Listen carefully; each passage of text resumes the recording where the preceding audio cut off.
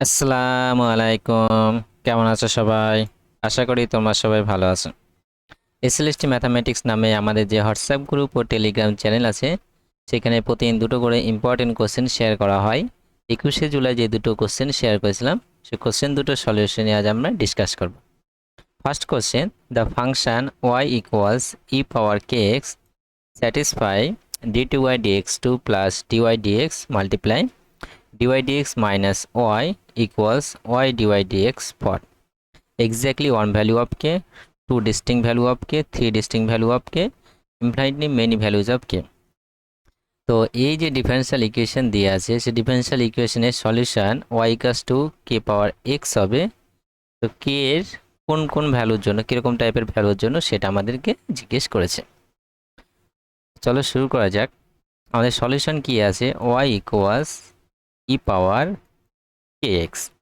তো ডিফারেনশিয়াল ইকুয়েশনে দেখো আমাদের সেকেন্ড ডেরিভেটিভ ফার্স্ট ডেরিভেটিভ আছে। তো আমরা এখান থেকে সেকেন্ড ডেরিভেটিভ ফার্স্ট ডেরিভেটিভ বের করে নিতে পারবো।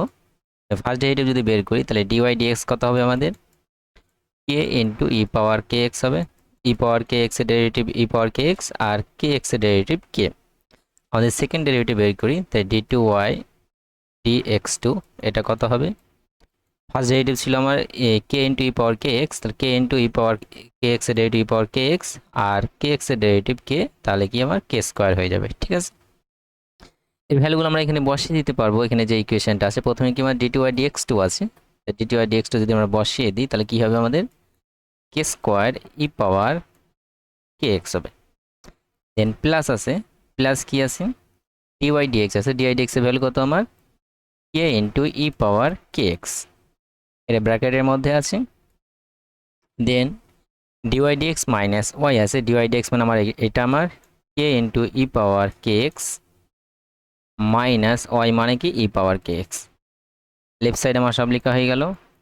রাইট সাইড আমার কি আছে, y into dy dx, y মানে কি আমার ই পাওয়ার kx, সো ই পাওয়ার kx ইন্টু dy dx মানে k ইন্টু ই পাওয়ার kx। সো দেখো এখানে ই পাওয়ার kx আমরা কমন নিয়ে নিতে পারবো, তাহলে ই পাওয়ার kx আমি কমন নিলাম এই দুটোর মধ্যে থেকে। তাই ব্র্যাকেটের মধ্যে আমার কি থাকবে, k স্কোয়ার প্লাস k থাকবে। মানে এখানে ই পাওয়ার kx কমন নিতে পারবো, ই পাওয়ার kx common, k minus 1। Clear, এখানে দেখো আমার kটা কনস্ট্যান্ট থাকলো, আর ই পাওয়ার kx ইন্টু ই পাওয়ার kx। এই দেখো ই পাওয়ার kx এর ভ্যালু কখনোই জিরো হবে না। ঠিক আছে, জিরোর থেকে বড় সবসময় পজিটিভ ভ্যালু হয় ই পাওয়ার এক্স। ঠিক আছে, যেহেতু জিরো হচ্ছে না, তাহলে আমরা ক্যান্সেল আউট করে নিতে পারবো। তাহলে ই পাওয়ার kx, ই পাওয়ার kx একটা ক্যান্সেল আউট হলো, এই পাওয়ার kx, ই পাওয়ার kxটা ক্যান্সেল আউট হয়ে গেল। লেফটে আমাদের থাকলো k square plus k into k minus 1 equal k। আমাদের গুণ করে দিই, তাহলে k cube minus k square, এর সেটা গুণ করলে k স্কোয়ার, এর সেটা গুণ করলে কত হচ্ছে, plus k square minus k equals k। তো এখানে plus k square minus k square cancel out হয়ে গেল। তো আমরা পেলাম k কিউব, kটা লেফটে নিয়ে আসলে কি হবে, মাইনাস 2k ইকুয়ালস 0। এখানে আমরা k যদি কমন নিয়ে নিই, তাহলে কত হবে, k square minus 2 equals 0।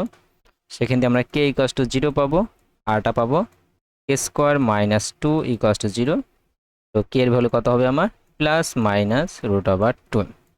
So k এর কটা ভ্যালু পেলাম আমরা, একটা 0 পেলাম, একটা √2 পেলাম, আর একটা -2। এই তিনটে ভ্যালুর জন্য সলিউশনটা কিন্তু স্যাটিসফাই করবে। দেখো জিরোর জন্য কিন্তু স্যাটিসফাই করবে। 0 বসালে এটা ভ্যালু 1 হবে, এখানে 0 বলে এটাও 0 হবে, এটা ভ্যালু 0 হবে, আর এখানে যে আমরা বসাই দেখো এটা স্যাটিসফাই করবে। আর তিনটে ভ্যালুই কিন্তু আলাদা আলাদা পেলাম, 0, √2 আর -√2, তিনটে আমার আলাদা আলাদা। সেজন্য আমাদের 3 ডিস্টিংক্ট ভ্যালুজ অফ কে, এই অপশানটা আমাদের রাইট হবে। আশা করি তোমরা বুঝতে পেরেছো। নেক্সট প্রশ্ন দেখে নিই, in the range 0 to 2 pi the equation cos sin x equals to half has 0 solution, 2 solution, 4 solution, infinite solution। তো ইকুয়েশনের কটা সলিউশন থাকতে পারে সেটা আমাদেরকে জিজ্ঞেস করেছে এই রেঞ্জের মধ্যে। ঠিক আছে, চলো শুরু করা যাক। প্রশ্নটা আমার কি আছে, equation cos sin x equals half. তো প্রথমে ভাবো এই কসের মধ্যে কিছু একটা আছে, এটা তোমার কিছু একটা ধরো ওয়াই ধরে না, তাহলে কস ওয়াই ইকুয়ালস আমার কত হলো, কস ওয়াই ইকুয়ালস আমার হাফ, ঠিক আছে। তাহলে কস কত ভ্যালু হাফ আমরা জানি 60-র ভ্যালু, ঠিক আছে। তাহলে 60 মানে কি পাই বাই 3, তাহলে আমরা এখান থেকে লিখতেই পারি, তাহলে রাইট সাইডে কস অফ পাই বাই 3, তার মানে কি ওয়াই ইকুয়ালস আমরা লিখতে পারবো পাই বাই 3, নো ডাউট।